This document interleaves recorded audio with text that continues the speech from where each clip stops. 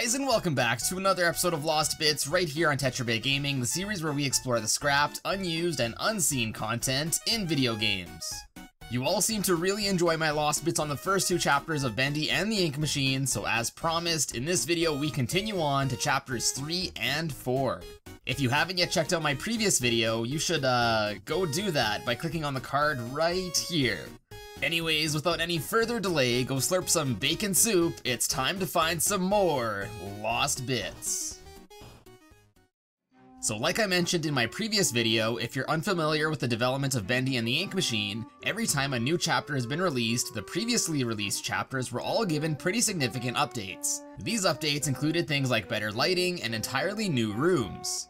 So again, some of what I discuss may have been used at some point in Chapter 3, but as of the newest Chapter 4 updates present at the time of making this video, these things were either altered or completely removed. Anyways, for the first stop in this video, let's have a look at the game's unused and altered content. We begin with Chapter 3, Rise and Fall. First up we have an unused model of a frying pan. It was apparently supposed to be found somewhere in Boris's safe house at the start of the chapter. Perhaps it was initially considered to be used when making Boris his bacon soup instead of the pot seen in the final release. Next up, we can see that the projectionist also underwent some alterations. It appears as if he was changed to look more like he is made of ink rather than just being covered in it. The projectionist's projector head was also altered now with better shading and more ink coverage. Similarly, the secret searcher boss was also slightly altered.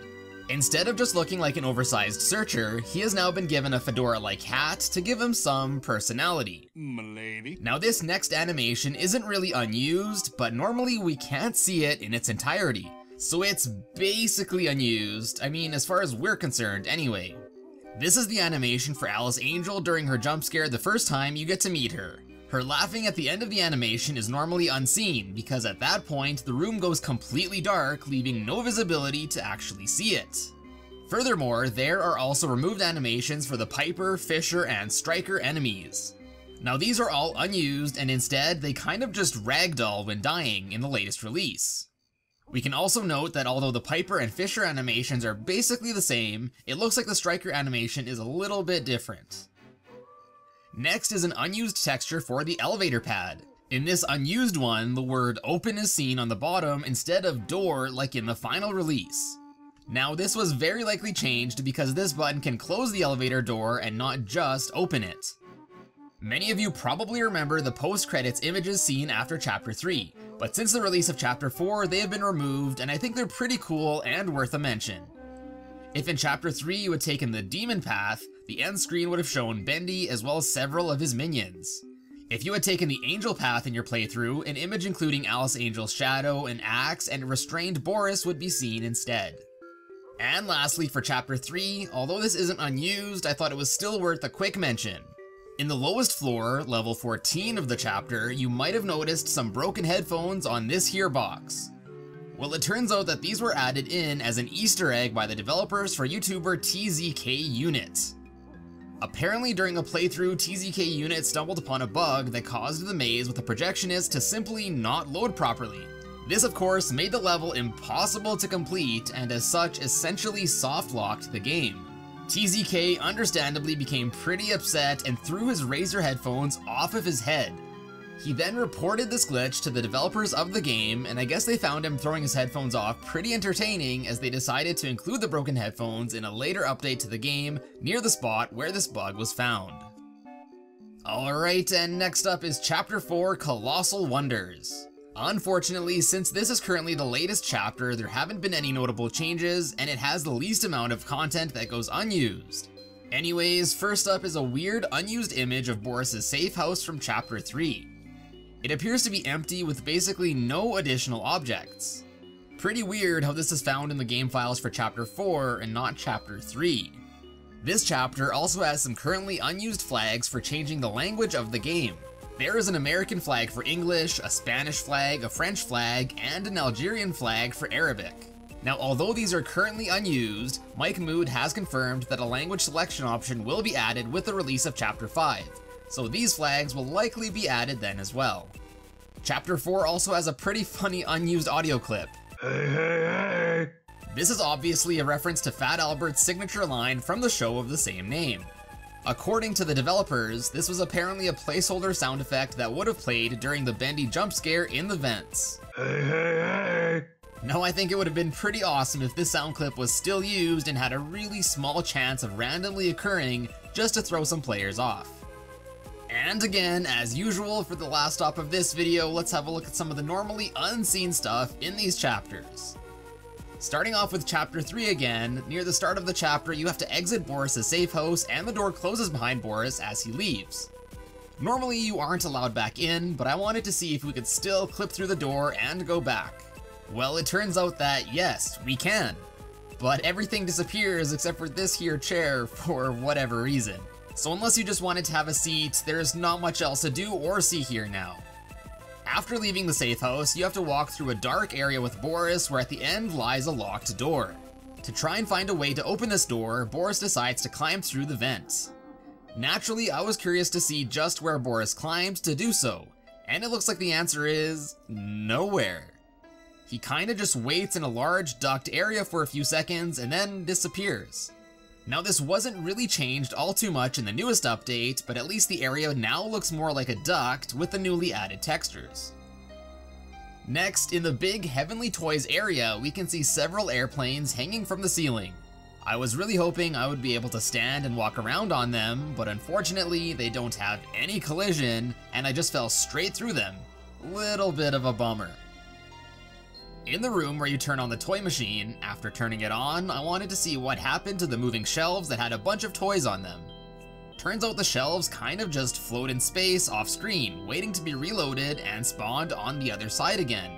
And apparently the cycle just repeats and repeats forever.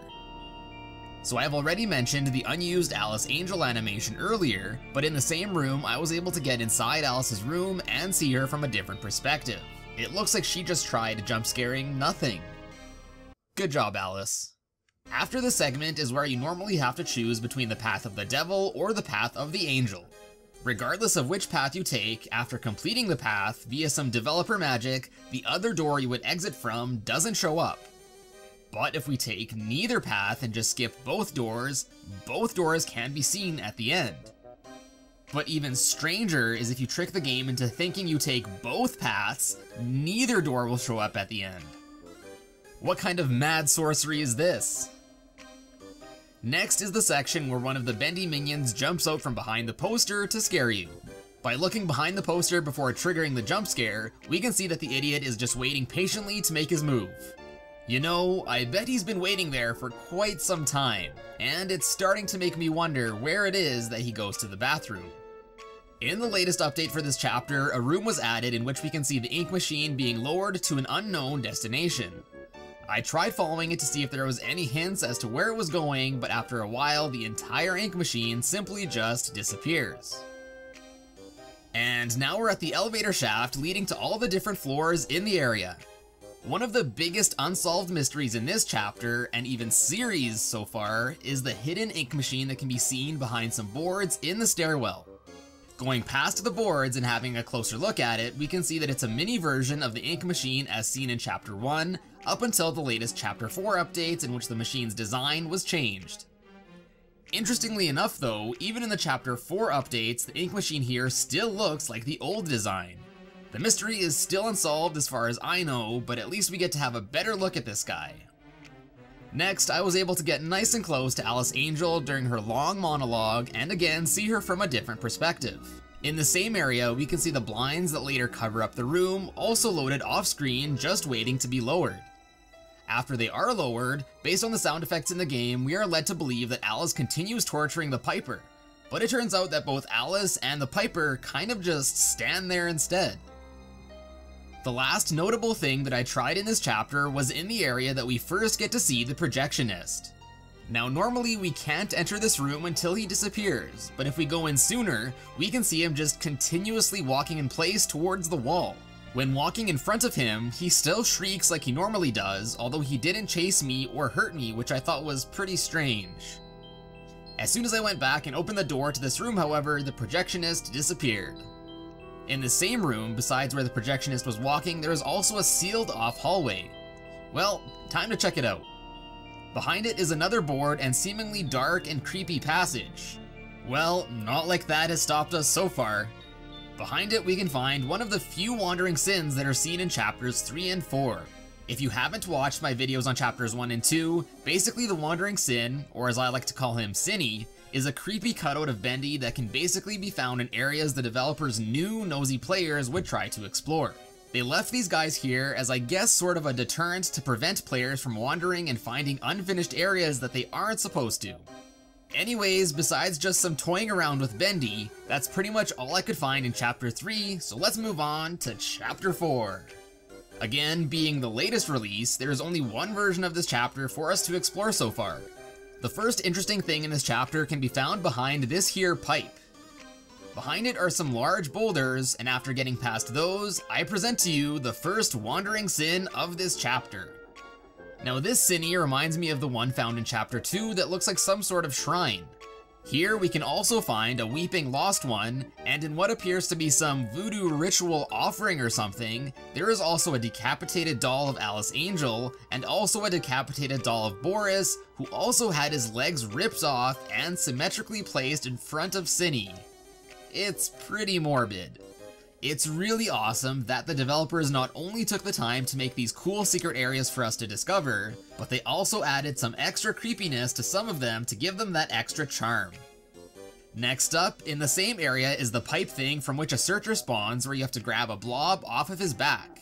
Well, it turns out that before and after being summoned, this searcher just hangs out below ground waiting for his call. So I asked you guys on Twitter what you wanted me to explore in this chapter, and some of you wanted me to check out how this creepy arm grabbing hallucination worked. Well, here's what it looks like from behind the walls. Still creepy as ever. Next is the normally inaccessible balcony where one of the lost ones can be seen walking. I followed him to see where he goes, but as usual with characters in this game, he vanished just like that. There are also two normally unseen doors up here, however, neither of them are functional, and they're just for show. Even though we can't normally see up here. Yep, makes sense. In the next room, we find a bunch of the lost ones. After entering the duct up ahead, looking back, we normally are blocked by two of the lost ones. But after teleporting through them, it looks like they are the only two left in this room, as the rest have disappeared. Where did they all go? What's even weirder is that even though the rest disappeared, the weeping one of the lost ones can still be heard. Anyways, up ahead in the ducts is the Bendy jump scare I had mentioned earlier in this video. In this room, which is somewhat of a throwback to the first chapter, again, as usual, after waltzing around for a bit, Bendy also disappears. At the end of this room though, there's the second and final Cinny that can be found in this chapter. Next we move on to the Storage 9 Bendy Land warehouse and production area. Since the projectionist is such a swell chap, I wanted to go check up on him first. It looks like if we come into his domain before we are supposed to, he will just be found looking directly at nothing.